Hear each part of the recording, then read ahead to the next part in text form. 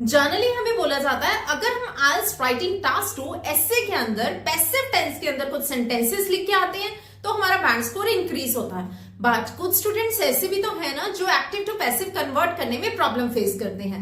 But not to worry, घबराने की बिल्कुल बात नहीं है। मैं आज आपके लेके आई हूँ एक्टिव टू पैसिव को कन्वर्ट करने के कुछ रूल्स। आप जस्ट इन रूल्स को क्रैम कीजिए और अपने एग्जाम में यूज कीजिए। तो क्या है वो रूल्स? फर्स्ट इज, सबसे पहले तो आप ये देखिए, जब हम एक्टिव टू पैसिव में कन्वर्ट करते हैं तो पैसिव के अंदर चाहे बात हो रही है प्रेजेंट की, पास्ट की या फ्यूचर की, तो आपको यूज करनी है वर्ब की थर्ड फॉर्म। तो सबसे पहले अब मैं आपके साथ शेयर करूंगी प्रेजेंट का।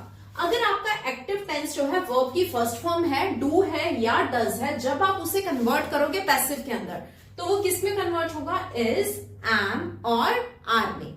अगर आपकी स्टेटमेंट एक्टिव टेंस जो है वो गिवन है इज, एम या आर, इसमें आपका एक्टिव गिवन है और आप कन्वर्ट करना चाहते हो पैसिव में, तो उसमें क्या रूल लगेगा? इज, एम, आर तो आएगा ही आएगा, उसके साथ आप लगाओगे बीइंग।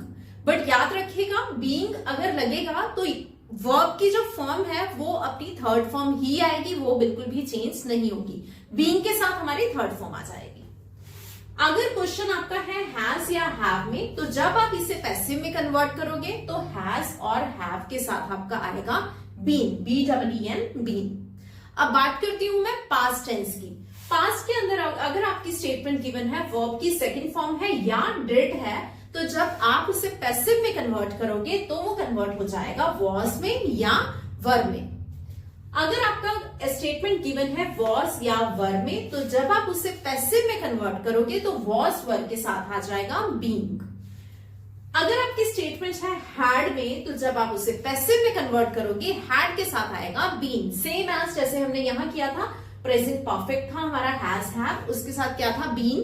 तो ऐसे ही पास्ट परफेक्ट मतलब हैड के साथ आ जाएगा हैड बीन।